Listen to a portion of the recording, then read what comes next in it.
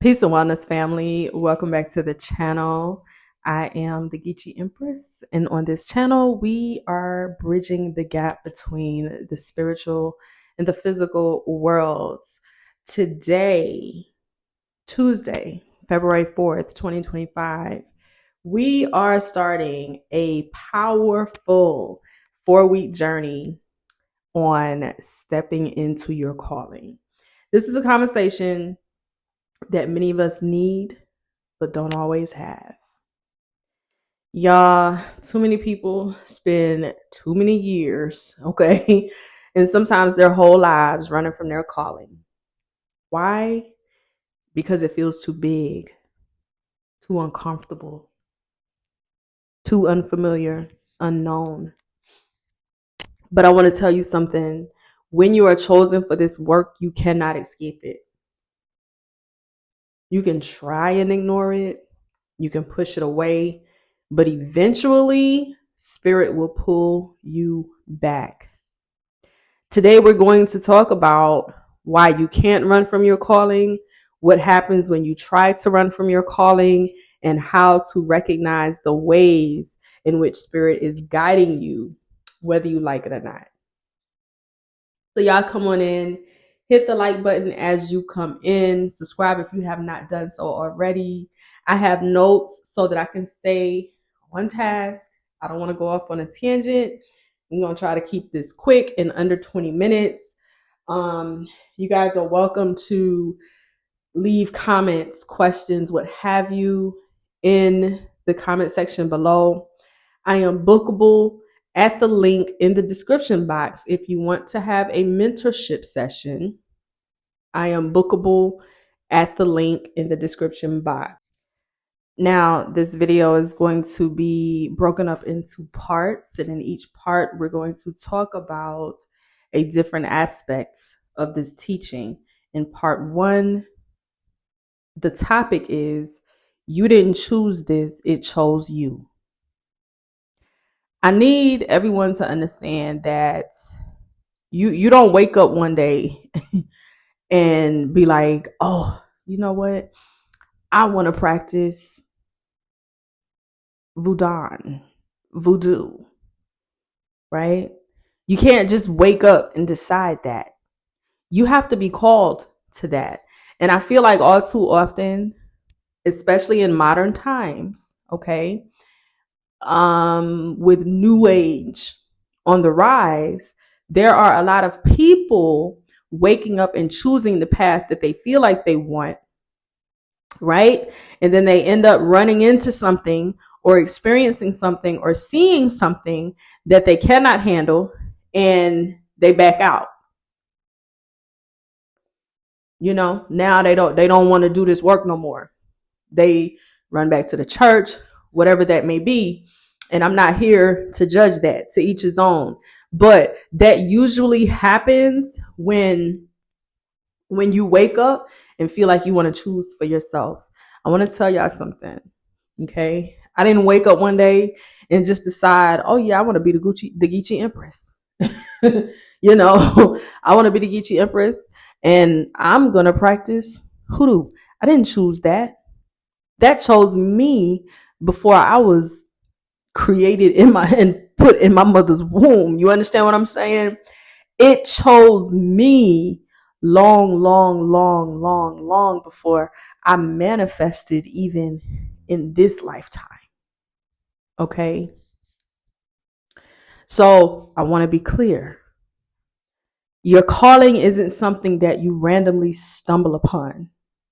This work, this path, this purpose, it is something that has been written over your life since way before you got here.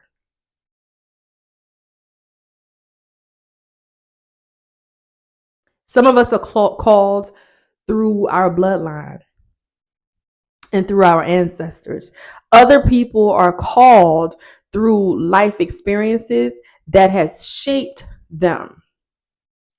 Regardless, though, of how you're called, the call is not random. You don't just get to wake up one day and pick and choose.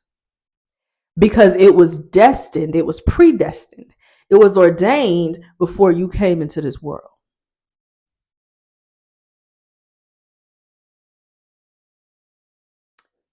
So either way, it's not random.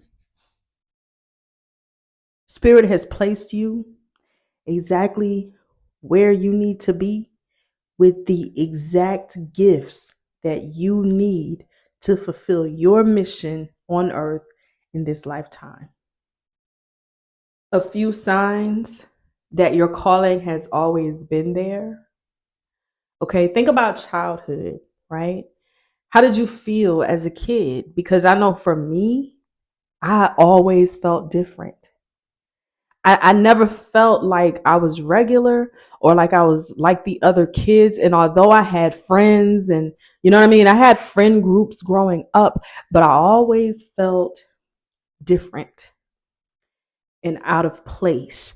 How did you feel as a kid? Did you feel different? Did you feel like you weren't meant to live a regular life? Did you feel like you yourself were not regular? Right?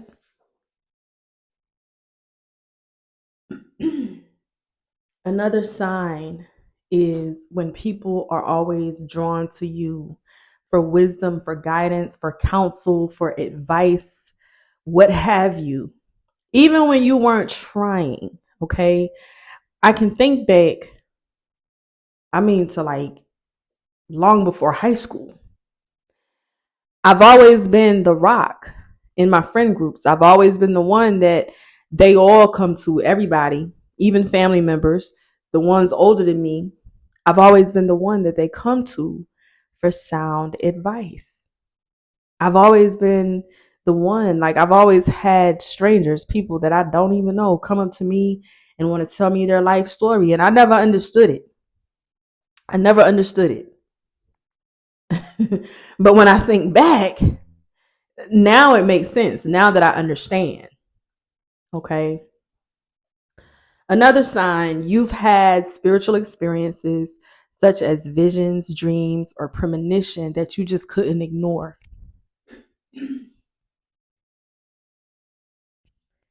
And the fourth sign is that you just keep getting pulled back to this path.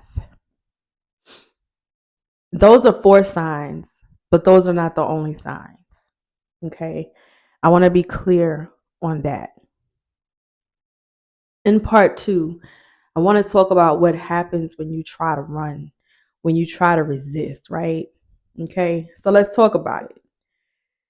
Because when you try to escape the path that has been ordained for you, that has been predestined and written, you will meet resistance. You will meet resistance. I can remember a time when life was just hard, right? Things were just unnecessarily hard. And I'll never forget my grandmother. Look, I love that lady. I love that lady. But I will never forget. She said, life is hard for you because you're running. You are running. She said, in the minute you stop running, the minute you surrender to what has been predestined for you, your life will turn around, things will change. And it won't be that life will just get easier, but it will feel easier because you'll be better equipped to navigate and because you'll have the covering, the protection, etc. But as long as you're running, beloved, it's going to be hard. And she ain't never lied. She ain't never lied. Okay. I didn't realize how hard life truly was until I finally decided to just surrender to the thing that I was called to. And here's the thing, because sometimes people will want you to surrender to your calling in the way that they see fit.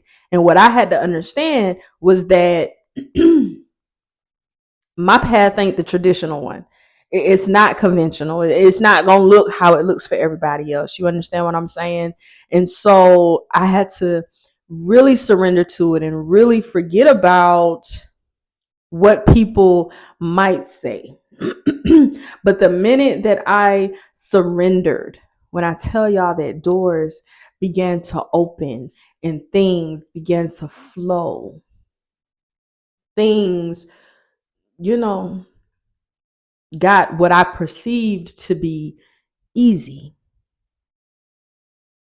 When you try to deny or suppress your calling, life becomes harder. You will feel lost, disconnected, and out of place because you're trying to do something or be someone that you're not, while trying to run and hide from what it is you truly are. No matter what job, no matter what relationship, no matter what lifestyle you try, you will not be fulfilled by anything while you are running and ducking and dodging your calling.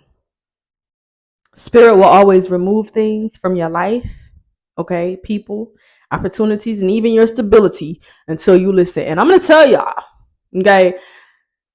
Spirit is very patient. Very patient.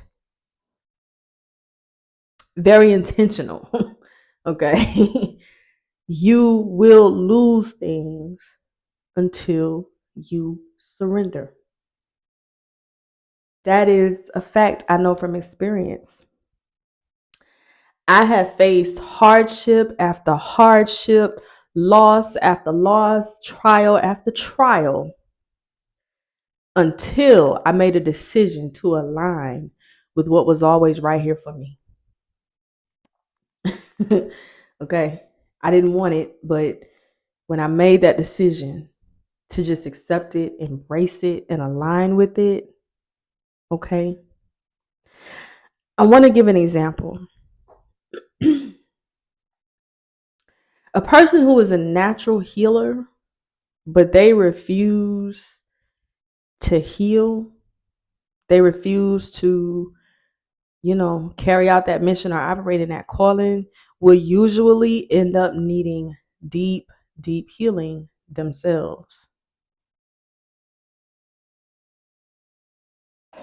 Those who are meant to teach, but they run from it, they will often find themselves constantly lost, feeling like they need guidance in life. Running from your calling doesn't make it go away. It doesn't make it go away. It only makes life harder. It makes your journey harder. It makes your walk harder. Running from your calling will not make your calling go away. The only thing that does is make life harder. Okay. Now I want to move on to part 3, where we're going to talk about how spirit guides you. How spirit guides you back. Okay? Because like I said, spirit is patient, but spirit is persistent. Okay? And the more you run, baby, spirit gonna give you that room to run. Okay? Okay? But there's gonna always be this tug. All right. So, what are some ways that spirit will keep pulling you back to your calling?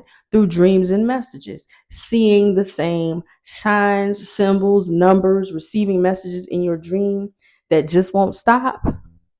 Them angel numbers y'all seeing. Okay. You seeing 1111 and you think that means something cute because that's what society has told you. That's what New Age has you thinking, that it's just all roses and daisies. That may not be what 1111 means. 1111 could mean okay? That we about to set you all the way back because you trying to run, so we about to snatch everything until you get it together. We about to snatch it all until you get into alignment, until you fall into place. That's what 1111 could mean. 222, same thing. 555, same thing. Another way that spirit will pull you back to your calling is through repeated signs and synchronicities. Everywhere you turn, look, spirit is speaking, whether it's through numbers, through animals, or conversations. Okay. Another way is blockages in other areas of your life. Like nothing seems to work out for you. And that's because you're not in alignment. When you're out of alignment, nothing will work because you're not in alignment with what's already been set before you. Okay. And also a sense of like deep restlessness, feeling like something is missing, feeling like there's something greater than you that you're supposed to be doing, but you don't know what, don't know how to start. When I was a teenager and I turned away from my gifts because I can remember there was a time I felt like it was a blessing and a curse at the same time. And like I totally rejected it, okay?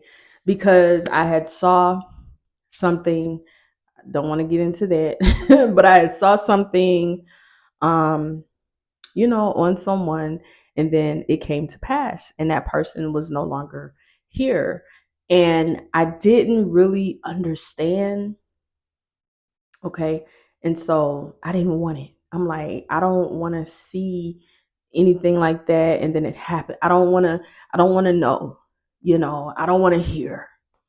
I don't want to feel. And so I rejected it. And spirit left me alone. Look, they patient, like I said, real patient. Left me alone for a while. But then it came right back a few years later because someone was in need. But for the few years that I had turned my back on it and spirit left me alone, spirit didn't really leave me alone, right? It was just waiting patiently, allowing things to be a fuster cluck in my life because that's what they had become, because I turned my back on my calling. And my grandmother said again, okay, it takes total submission. Either you gonna submit to it, either you gonna surrender to it, or you gonna live your life like this. What you gonna do? The choice is yours. You got free will. Can't nobody make you. But this is what you are naturally called to. This is what is naturally a part of you. Either you gonna walk in it, or life gonna be hard. I didn't understand what it meant to surrender to it or to submit to it.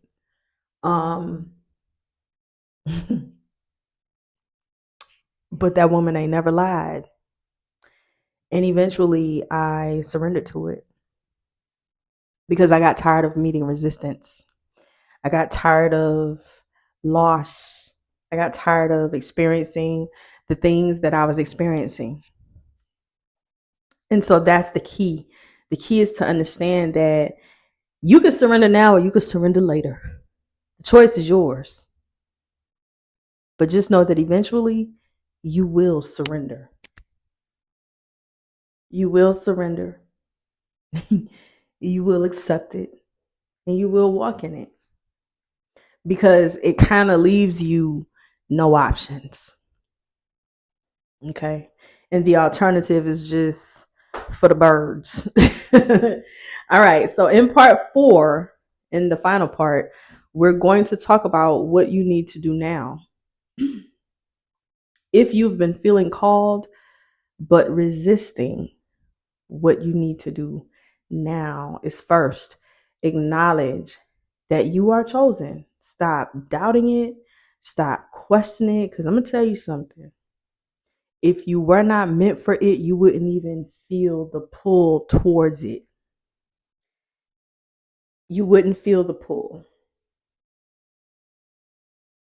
The next thing you need to do is ask spirit for clarity, right? Through prayer, through meditation, through journaling, you can seek divine confirmation.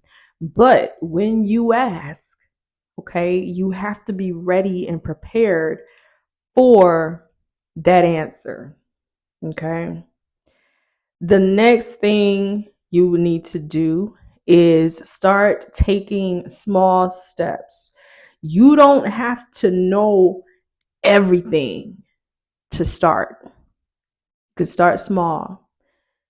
Begin to read, to learn, and to connect with others who understand.